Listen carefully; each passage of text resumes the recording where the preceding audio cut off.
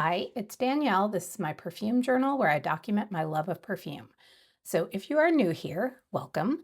This is my series called Perfume Collecting for Regular People, where I, a regular person, share the collecting part of my perfume hobby each month, what I brought into my collection, what left my collection, and what I spent down to the penny. So I call this series Perfume Collecting for Regular People, sort of tongue-in-cheek, because I have been a perfume enthusiast for decades, and I have enjoyed this interest for a very long time on what I would call a moderate budget for a perfume collector.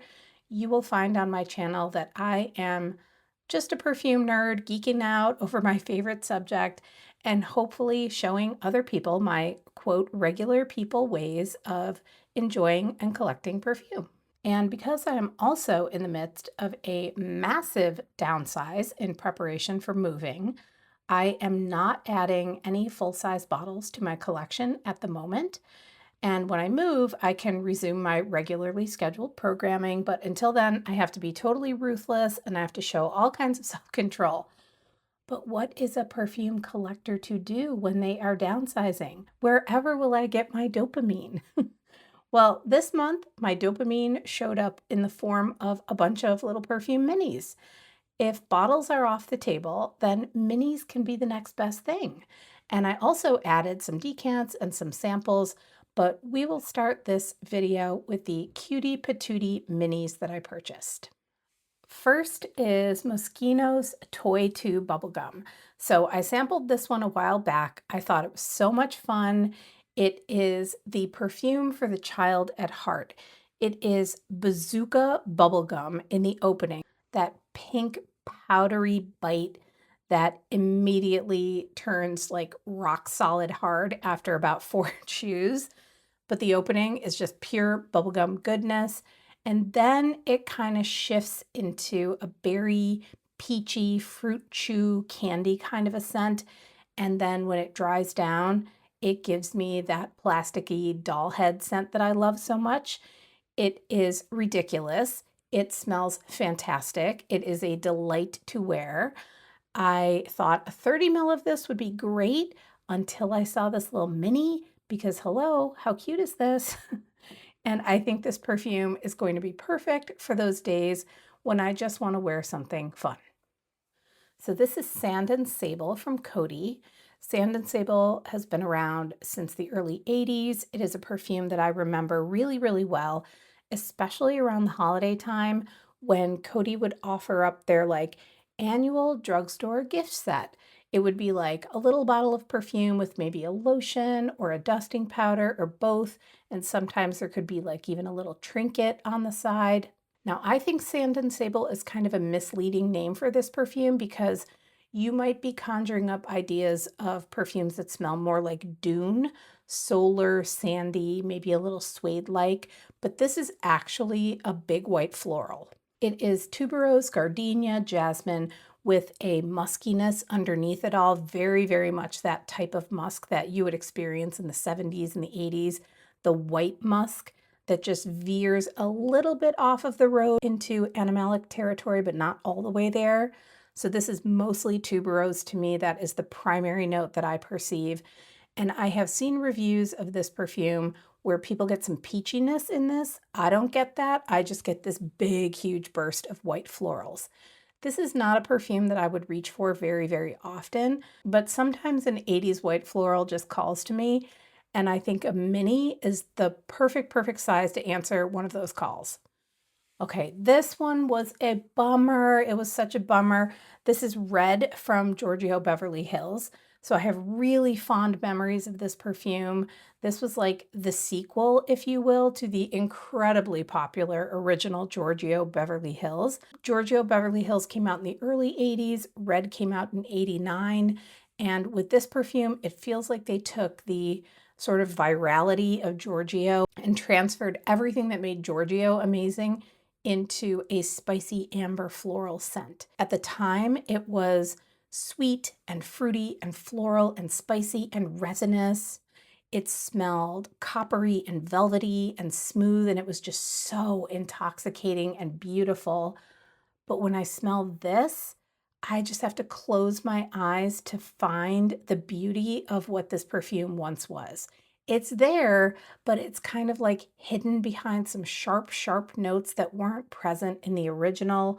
I wore this perfume the other day in the hopes that, like a lot of vintage reformulations, the magic of it might actually reemerge in the dry down, but unfortunately, this one actually ended up being a scrubber. Red is a fond, fond memory for me, but it wasn't one of my signatures back then. So this is not a perfume I'm going to chase a vintage bottle down of. I will just enjoy the memory of what it once was. And I'll take the cap off of this little mini from time to time to see if I can find the old red still in there somewhere. Okay, now this perfume is incredible in its current form. This is Rumba. It was originally released in the late 80s by Balenciaga, but then it was re-released by Ted Lapidus in 2009. This is the 2009 formulation. I don't know of any formulation after that. And if this is any indication of what the original must have smelled like, the original must have been phenomenal. This is an absolute 80s powerhouse. It is kind of in the neighborhood of Poison, but this makes Poison look tame. It is plums and peaches and jasmine and tuberose in big heaping doses on this deep, leathery, ambery, like think youth dew level ambery, mossy base. It is enormous and filthy, and I totally love it. And Alex, I hope you are watching this because you are the person who inspired me to check this one out. And you were so completely right. It is amazing. Okay, let's go from left to right here. The next three minis I purchased out of complete curiosity. I haven't even smelled them yet, so I'm just going to show you their cuteness. And then after I smell them properly, I will be able to tell you a little bit more about them. So the first one on the left is Spark. I got this one because it's a Liz Claiborne perfume, and I was a big fan of the original Liz Claiborne in the 80s. I still am. Spark came out in 2003, and it looks to be a bit of a sweet and spicy kind of number with caramel, cinnamon, rose, and musk. I thought that sounded mini worthy, so here we are. Next is the original Lulu Guinness. I picked this little one up for three reasons. One, adorable bottle. I mean, look at it. Two, the perfumer is Rodrigo Flores-Roux, whose work I tend to love, love, love. And then three, this perfume has really interesting floral notes. It includes narcissus, which is one of my faves, along with amaryllis, bellflower, and sweet pea. I thought that sounded really interesting, so why not a little mini? And then finally is Secret Wish. This was another bottle caught my eye kind of mini, and the notes as well. It has pineapple, melon, and marigold. I thought that sounded like something sniff-worthy, so this little mini also went right into the cart. Okay, the two travels that I picked up. The first one is a rollerball of Fancy Nights from Jessica Simpson. I have really been wanting to smell this one. I remember Wendy saying that she really loves this, and Wendy, maybe it was also you that said that this smells a little bit like Coromandel from Chanel. I definitely remember somebody saying that.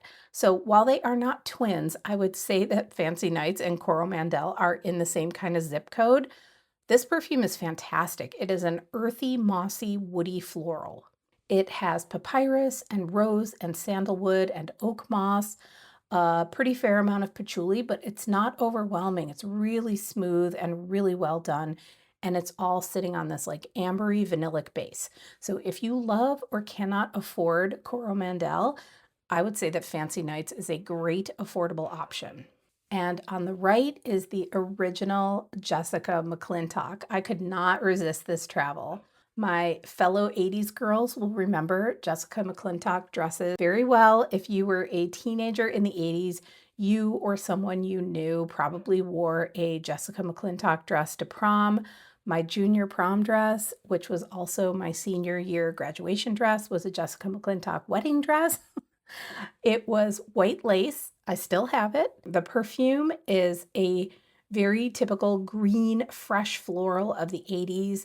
similar in some ways to Anais with a lot of lily of the valley and jasmine, but this one is much greener and has a less powdery kind of vibe. There's a basil note in this. I can't say I pick out basil like, oh, it smells like pesto. It doesn't smell like that. It's not prominent, but it just kind of like adds to the greenness of the blackcurrant and the bergamot notes in here. There's a little bit of rose in here too. It's super romantic smelling, like 80s romantic smelling, very much in line with that whole Jessica McClintock brand. Okay, and now the decants. So from left to right, first we have Versace's Versense. I grabbed a decant of this on the recommendation of my friend Allie, who has always spoken really highly of this one. And the best way that I can describe this is that it is a really perfumey citrus perfume. It's super fresh and super long lasting. It smells very 2000s. It has mandarin and really interesting notes like prickly pear and sea lily and olive wood. It smells kind of lemon limey, but not in a literal sense, not like a fresh, juicy, fruity kind of perfume. It's different than that. One of the perfumes I've actually seen this compared to is Chance Eau Fraiche, which does smell a little bit like this for reference. This is one of those scents that I think will work really, really well outdoors on a breezy day. So I cannot wait to spritz this one on and go for an outside walk in the evening. So in the middle is My Way from Armani. I loved smelling this perfume on my friend Oriana, and I had to pick up a decant of it. So this is one of those perfumes. It's so interesting to me. Like, I've smelled this a million times in person at a duty free, at a beauty store, at the mall. And for some reason, I would smell it and be like, yes, that's so nice. And then I just sort of leave it at that. But then I smelled it on someone whom it happened to smell absolutely fantastic. And it just felt like it was something I'd never ever smelled before. I remember asking Oriana, what are you wearing? And she said, it's My Way. And I was like, how come My Way never smelled this good before when I tried it? And there have been so many perfumes over the years that I have just fallen in love with because the way that they smelled on someone else. And a lot of those perfumes became real favorites, real loves for me. And I think My Way is going to be one of those perfumes. And so My Way is just this big, beautiful, sweet white floral. A lot of people just say this is a tuberose, but I think it's more than that. I think the white florals that have been built into this perfume are all in perfect balance. Sometimes it's tuberose, sometimes it's jasmine, sometimes it's orange blossom. They're all swirling around together with that beautiful sweet vanilla musk base. It is so lovely, so pretty, and one of those all year round feel good perfumes. I have not been able to put this one down since I got it, and I'm just totally into My Way lately. And finally, I treated myself to a nice big fat decant of Rosa Antiqua from Ānti. I tried Ānti perfumes on my vacation, and then I tried them again when we went to New York City for the weekend, and I have found this line to be so interesting. But this particular perfume, Rosa Antiqua, I could not stop thinking about it. Basically, this is a rose and olive oil perfume, and it is inspired by a perfume composition that was actually unearthed in the excavation of Pompeii. And when you smell this, there is definitely like this antiquated quality to the scent. It doesn't smell vintage, but it doesn't smell modern either. It literally smells like a historical concept. It smells like the history it is meant to convey. And it is probably one of, I'm not exaggerating, one of the most interesting perfumes that I have smelled in the last 10 years. And if I were in the market for a bottle right now, which we all know I'm not, this would be the one. I would be purchasing a bottle of Rosa Antiqua. So instead of a bottle, I am going to very much enjoy this decant of this uniquely original perfume so much. So let's talk numbers. So this is everything I added to my collection this month. 7 minis, 2 travels, and 3 decants. And I am not going to be able to list every perfume I sold or gave away, but I will share the numbers with you because it's kind of wild. So I gave away 23 bottles of perfume, 4 travels, 2 discovery sets, 3 perfume oils, and I don't even know how many samples. I sold 28 bottles of perfume, 2 discovery sets, and a whole bunch of samples as well. And I'm not even going to do my usual perfume math here where I add up how much I took in so that I can use some of that money to spend on perfumes, because that would be pointless. None of the money of the perfumes that I sold is funding any future purchases because I'm not making any. And I'm also not trying to even come close to recouping the money I've spent on all of my perfumes. This is just about moving things out that have to go. And so in that regard, this month was a huge success. So big thank you to everyone who took some of my perfumes off my hands. I very much appreciate it. And I really hope you enjoy them as much as I did. So in all, I have decluttered 51 bottles of perfume just in the month of August alone. And my very curated perfume collection is now down to, I think, 76 perfumes in total. And a lot of people have said to me, I don't know how you're doing this. I don't know how you've done it. I couldn't do it. And the truth of the matter is, it was a lot easier than I thought it would be. As attached as I am to my perfumes, and I love my perfumes, one, I'm not getting rid of everything.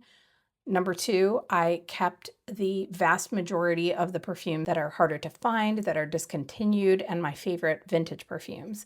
And third, anything else, I can just get it again if I really miss it. But I have this feeling I am not going to replace most of what I decluttered. I suspect I'm going to find new things to discover. And honestly, the way things are kind of going with perfume releases, it is rare that a new release is so compelling to me that I want a whole bottle of it in my collection anyway. Of the thousands and thousands and thousands of new releases in the last 2 years, I actually only have 5 in my entire collection. And of those 5, only one was an original release. That was Breathe Me from Michaela Mazzetti. The rest of them are 2 Shalimars, L'Essence and Millésime Rose, the re-release of Vivienne Westwood's Boudoir, and then a flanker of Angel Stellar. And that is it from 2025 and 2026. Those are the only bottles that I have added to my collection. And I also think another reason for this, why I haven't brought a ton of new releases into my collection, is that I don't spend more than around $100 to $150 on a single bottle of perfume in general. And if I love anything that costs more than that, instead what I will usually do is just seek out a decant of that perfume or a travel size, or I will just forget about it completely. I have made the decision, my personal decision, is to limit my spending on stuff. Like I have a cap on how much I'm willing to spend on a single item and how much I'm willing to spend in a given month. And I stick to that budget so that we can do other things like travel and now move. And those decisions that I've made financially have not by any means diminished my enjoyment of this hobby, not one little bit. Have I overspent on perfumes in the past? Absolutely, I have. I am not a saint. But for the most part, I would say that I have kept my consumption of perfumes to a level that I am personally, financially comfortable with without sacrificing any fun or any enjoyment whatsoever. So let's get on to the dollars and cents of it all. So as most of you know, my budget for my perfume hobby is a maximum of $150 per month.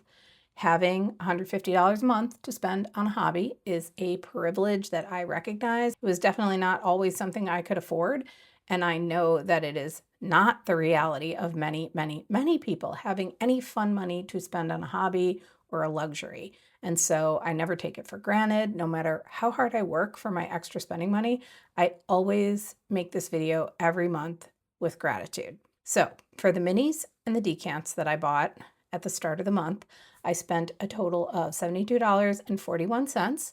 And I should mention that whenever I share my dollars and cents, these are the totals that also include tax and shipping costs, if there are any. So this is like not just the bottles of perfumes, this is everything I'm spending.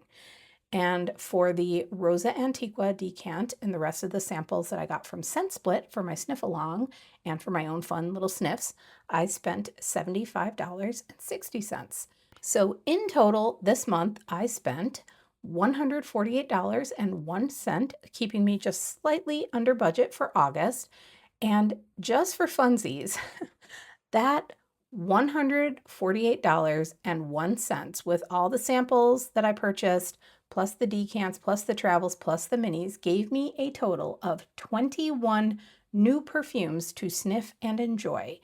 And for extra fun, just think about this. Of all the perfumes that I purchased this month, they came to a total volume of 98 milliliters. So basically a full-size bottle of perfume. But instead of one perfume, I get 21 perfumes to enjoy for the same price that I might spend on a single bottle. And at the rate that I go through perfumes, which is not very quickly, this is about right for me. Some may listen to this and call it justification. I call it perfume logic. So that is it for the month of August. That is everything that came in and out this month and all of my spending down to the penny. Thank you so much for watching. Thank you for spending your time here with me. I hope you enjoy this series. I have a lot of fun making it. Thanks so much to everyone who has subscribed and comes back to chit chat with me in the comments. I hope you all have a really great day, and I'll see you in the next video. Bye.